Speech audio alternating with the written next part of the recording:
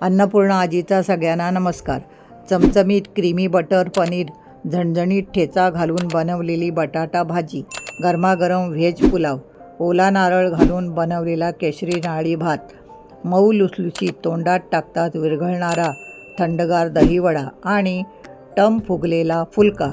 गोड आंबट तिखट अशा सर्व चवीने परिपूर्ण आजची रक्षाबंधन स्पेशल स्वादिष्ट थाळी फक्त 1 तासात साध्या सोप्या पद्धतीने आज मी बनवणार आहे. बटर पनीर बनवण्यासाठी सर्वात आधी पनीर हलक्या सोनेरी रंगावर फ्राय करून घेऊ.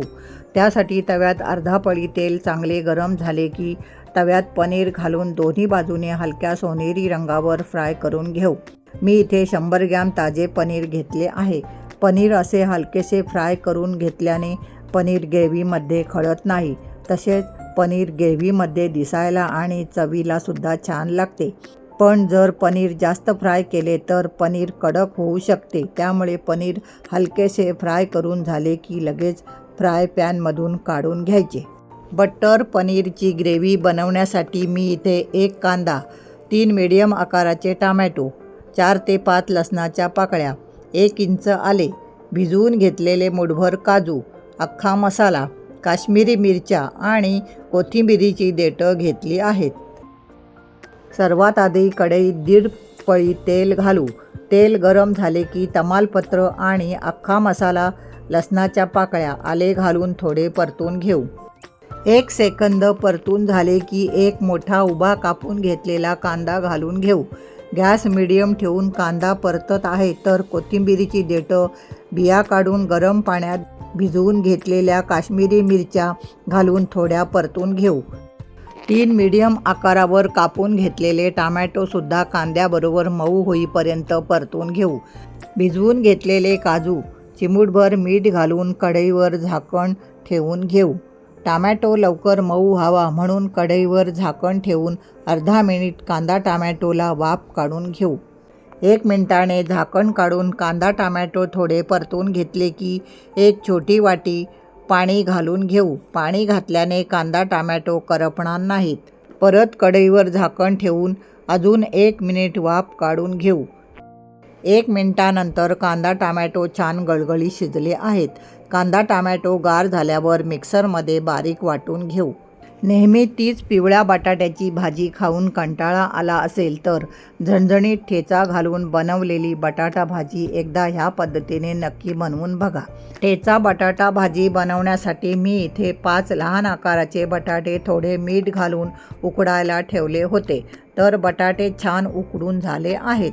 बटाटे गार होईपर्यंत ठेचा बनवून घेऊ. पाव चमचा जिरे, 4 हिरव्या मिरच्या, 8 ते 10 लसणाच्या पाकळ्या, 2 चमचे शेंगदाणे आणि उकडलेले बटाटे घेतले आहेत. पॅनमध्ये 2 चमचे तेल थोडं गरम झालं की जिरे छान फुलले की लसणाच्या पाकळ्या आणि हिरव्या मिरच्या घालून गॅस बारीक ठेवून छान खरपूस होईपर्यंत परतून घेऊ. लसूण सोनेरी झाल्यावर पॅनमधून काढून घेऊ. बटाट्याची ही भाजी लसूण न वापरता तुम्ही उपवासाला सुद्धा बनवू शकता. लसूण काढून झाला की शेंगदाणे घालून शेंगदाणे, हिरव्या मिरच्या सोनेरी रंगावर परतून घेऊ. ठेचा हा लवंगी मिरच्या घालून झणझणीत बनवतात. पण मी घेतलेल्या मिरच्या कमी तिखट आहेत तर तुम्ही तुमच्या आवडीनुसार कमी किंवा अधिक तिखट मिरच्या घालू शकता. परतून झालेल्या मिरच्या आणि शेंगदाणे पॅनमधून काढून गार करून घेऊ. सेम पॅनमध्ये 1 चमचा साजूक तूप, 1 पळी तेल घालून तेल छान गरम झाले की 1 चमचा जिरे छान फुलले की कढीपत्ता आणि उकडलेले बटाटे घालून बटाटे तेलावर छान सोनेरी रंगावर खरपूस असे परतून घेऊ. म्हणजे बटाट्याची भाजी खाताना छान खमंग लागते. हलक्या हाताने परतून दोन्ही बाजूने बटाटे सोनेरी रंगावर परतून घेऊ.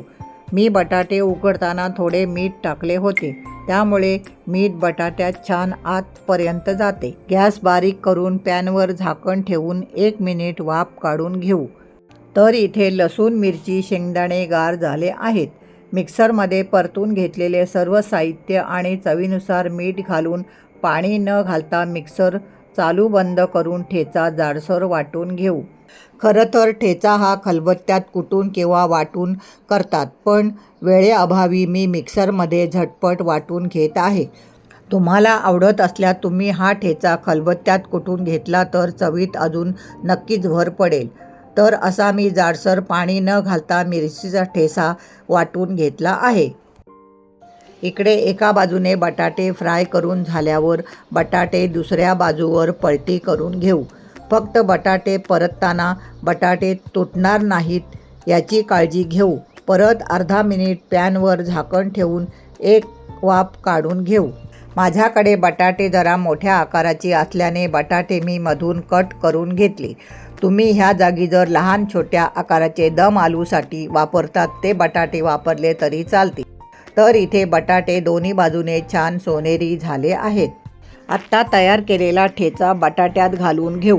वरून थोडी बारीक कापून घेतलेली कोथिंबीर आणि थोडे पाणी शिंपडून घेऊ. झाकण ठेवून 1 मिनिट गॅस एकदम बारीक ठेवून वाफ काढून घेऊ. बटाट्याच्या भाजीला वाफ येईपर्यंत गार झालेले कांदा टमॅटोचे वाटण थोडे पाणी घालून बारीक वाटून घेऊ. तर बघा इथे बटाट्याच्या भाजीला छान वाफ आली आहे. बटाट्यात थोडं पाणी शिंपडून घेतल्याने बटाटे अजिबात करपले नाहीत. बटाटे दुसऱ्या बाजूवर पलटी करून घेऊ. परत झाकण ठेवून अर्धा मिनिट भाजीला वाफ काढून घेऊ. टमॅटो आणि काश्मीरी मिरची घातल्याने वाटून घेतलेल्या ग्रेव्हीला छान रंग आला आहे. बटर पनीरच्या ग्रेव्हीला क्रीमी टेक्स्चर यावे तसेच ग्रेव्ही खाताना एकदम हॉटेलसारखी मुलायम लागावी ह्यासाठी वाटून घेतलेले वाटण चाळणीने गाळून घेऊ. त्यासाठी वाटणात पाववाटी पेक्षा कमी पाणी घालून वाटण चाळणीने गाळून घेऊ. तर इथे छान बटर पनीरची ग्रेव्ही बनवून तयार आहे. कढईत 2 चमचे बटर, 2 पळी तेल चांगले गरम झाले की 1 चमचा जिरे छान फुलले की गॅस बंद करून मसाले घालून घेऊ. मसाल्यात 2 चमचे लाल मसाला, 1 चमचा धणे जिरे पूड, 1 चमचा गरम मसाला, 1 चमचा काश्मीरी मिरची पावडर घालून मसाले गरम असलेल्या तेलात गॅस बंद करून परतून घेऊ म्हणजे मसाले करपणार नाहीत. मसाले थोडे परतून झाले की गॅस चालू करून 1 सेकंदानंतर तेलात ग्रेव्ही घालून ग्रेव्ही मसाल्यात छान परतून घेऊ. भांड्यात शिल्लक राहिलेली ग्रेव्ही आणि त्या भांड्यात थोडे पाणी घालून ग्रेव्ही 1 मिनिट तेलामध्ये परतून घेऊ. लगेच चवीनुसार मीठ आणि साखर घालून कढईवर झाकण ठेवून 1 मिनिट गॅस बारीक ठेवून ग्रेव्ही छान मसाल्यात शिजवून घेऊ. 1 मिनिटाने झाकण उघडून ग्रेव्हीमध्ये फ्राय करून घेतलेले पनीर घालून ग्रेव्हीमध्ये मिक्स करून घेऊ. 4 ते 5 लोकांसाठी ही ग्रेव्ही पुरेशी होऊ शकेल. वरून थोडीशी कस्तुरी मेथी हातावर चोळून ग्रेव्हीमध्ये घालून घेऊ. त्यासोबत दुधावरील 2 ते 3 चमचे साय घालून मिक्स करून घेऊ. तुम्ही ह्या ग्रेव्हीमध्ये फ्रेश क्रीमसुद्धा घालू शकता. त्यामुळे ग्रेव्हीची टेस्ट अजून छान लागेल. परत एकदा कढईवर झाकण ठेवून अजून 5 ते 6 मिनिटे पनीर ग्रेव्हीमध्ये शिजवून घेऊ म्हणजे ग्रेव्हीबरोबर पनीरसुद्धा छान मऊ शिजेल. तर 6 ते 7 मिनिटांनी झाकण काढून ग्रेव्हीमध्ये बारीक कापून घेतलेली कोथिंबीर घालून घेऊ. तर बघा मैत्रिणींनो, कमी साहित्यात महत्त्वाचे कमी वेळेत क्रीमी बटर पनीर बनवून तयार आहे. आत्ता मटार पुलाव बनवण्यासाठी कुकरमध्ये अर्धा चमचा साजूक तूप, 1 चमचा तेल घालून तेल छान गरम झाल्यावर 1 चमचा जिरे छान फुलले की अख्खा गरम मसाला, तमालपत्र घालून थोडं परतून घेऊ. लगेच 2 मधून कट करून घेतलेल्या हिरव्या मिरच्या घालून मिरच्या पण तेलावर परतून घेऊ. मिरच्या परतून झाल्या की 1 छोटा बारीक कापून घेतलेला कांदा हलक्या सोनेरी रंगावर परतून घेऊ.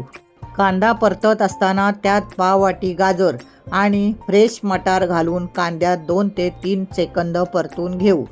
कांदा मटार गाजर घालून झाले की 3 ते 4 काजू आणि थोडी कोथिंबीर घालून कुकरवर झाकण ठेवून 1 वाफ काढून घेऊ. 1 मिनिटाने झाकण काढून पुन्हा एकदा भाज्या थोड्या परतून झाल्या की 1.5 वाटी गरम पाणी चवीनुसार मीठ घालून परत एकदा कुकरवर झाकण ठेवून पाण्याला छान उकळी काढून घेऊ. गरम पाणी घातल्याने आणि कुकरवर झाकण ठेवल्याने पाण्याला उकळी यायला जास्त वेळ लागत नाही. पाण्याला उकळी आली की वेळ न घालवता भिजवून घेतलेले तांदूळ घालून घेऊ. 2 वाटी तांदूळ मी स्वच्छ धुवून 15 ते 20 मिनिटे चाळणीवर निथळत ठेवले होते. तांदूळ घालून चमच्याने थोडे हलवून कुकरला झाकण लावून कुकरच्या फक्त 3 शिट्या काढून घेऊ. कुकर छान गार झाला आहे. तर बघा मैत्रिणींनो, झटपट छान दाणा दाणा फुललेला मटार पुलाव बनवून तयार आहे. आत्ता नारळी भात करण्यासाठी मी 2 वाट्या बासमती तांदूळ स्वच्छ धुवून अर्धा तास चाळणीवर निथळत ठेवले होते.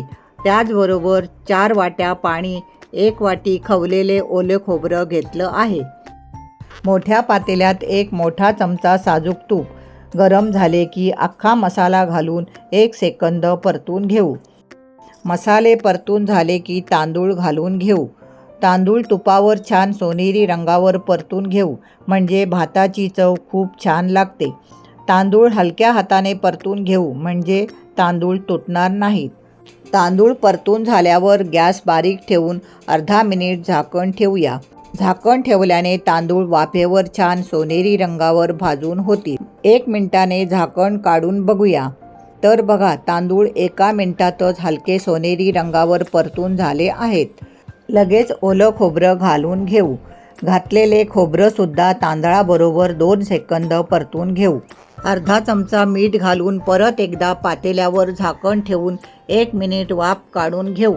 1 मिनिट वाफ काढून घेतल्याने तांदूळ आणि खोबरे दोन्ही छान सोनेरी रंगावर भाजून झाले आहेत. पाव वाटी काजू घालून घेऊ. काजू नंतर पाव चमचा खाण्याचा केशरी रंग घालून भातात मिक्स करून घेऊ. कलर मिक्स करून झाल्यावर गरम केलेले पाणी भातामध्ये घालून मिक्स करून घेऊ. मी भातात 3 वाटी पाणी घातले आहे. राहिलेले 1 वाटी पाणी पुढे लागले तर वापरणार आहे. गॅस मोठा ठेवून पातेल्यावर झाकण ठेवून भात शिजवून घेऊ. भातात घातलेले पाणी भातात परफेक्ट झाले आहे. भात शिजत आला आहे.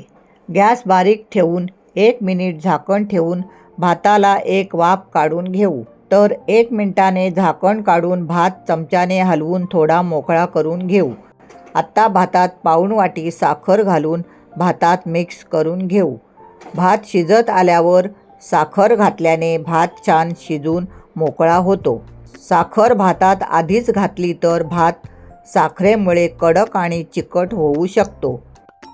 वरून पाव वाटी मनुका, 1 चमचा वेलची पावडर, 1 चमचा साजूक तूप, केशर दूध आणि खवून घेतलेले ओले खोबरे घालून पातेल्यावर झाकण ठेवून 2 ते 3 मिनिट गॅस बारीक ठेवून भाताला वाफ काढून घेऊया. तर बघा, इथे नारळी पौर्णिमा आणि रक्षाबंधन स्पेशल स्वादिष्ट, अप्रतिम, रुचकर मोकळा केशरी भात बनवून तयार आहे.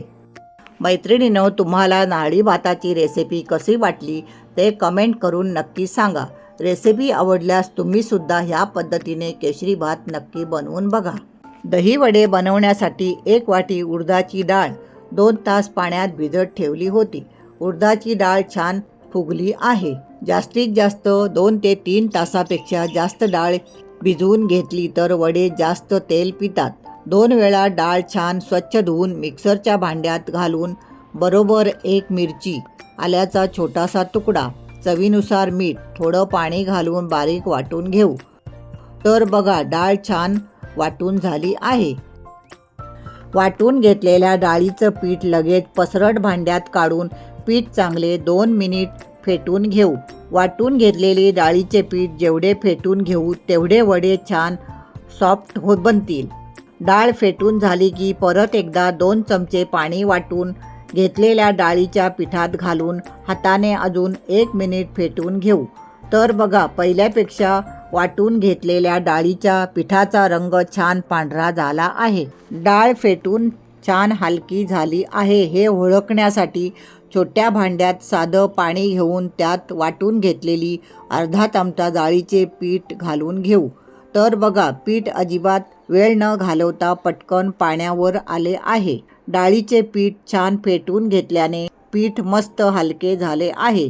पीठ 5 मिनिटे सेट करायला ठेवून दही फेटून घेऊ.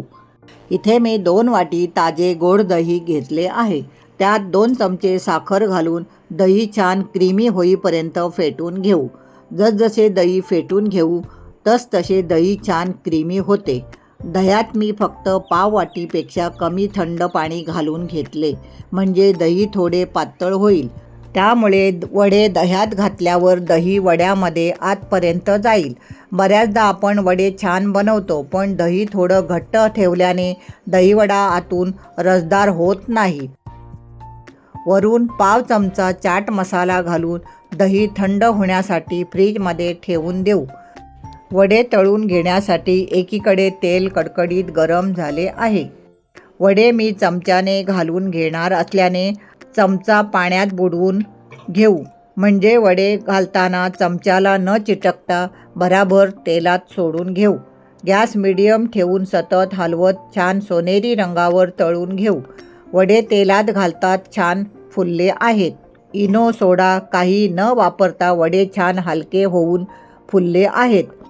तळून झालेले वडे अजून सॉफ्ट होण्यासाठी फक्त 2 सेकंद पाण्यात घालून लगेच पाण्यातून काढून गार करून घेतलेल्या दह्यात घालून घेऊ.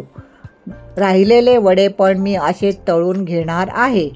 वडे दह्यात घालून झाले की परत एकदा दही वडे मी फ्रीजमध्ये गार होण्यासाठी ठेवणार आहे. तयार झालेले सर्व पदार्थ ताटात वाढून घेऊ. ताट वाढण्याची सुरुवात डाव्या बाजूने आंबट गोड लिंबाचं ताजं लोणचं, शेंगदाण्याची तिखट चटणी, काकडी गाजर पापड, झणझणीत ठेचा घालून बनवलेली बटाटा भाजी. लहान मुलापासून मोठ्यापर्यंत सगळ्यांच्या आवडीची क्रीमी बटर पनीर, आंबट गोड थंडगार दहीवडा, नारळी पौर्णिमा विशेष नारळी भात, सुगंधित मटार पुलाव आणि गरमागरम फुलके वरून तुपाची धार. तर अशी नारळी पौर्णिमा आणि रक्षाबंधन स्पेशल स्वादिष्ट अप्रतिम थाळी तुम्हाला आवडली असेल तर व्हिडिओला लाईक, शेअर, कमेंट करा आणि तुमच्या सगळ्यांच्या आवडीच्या अन्नपूर्णा आजी चॅनलला नक्की सबस्क्राईब करा.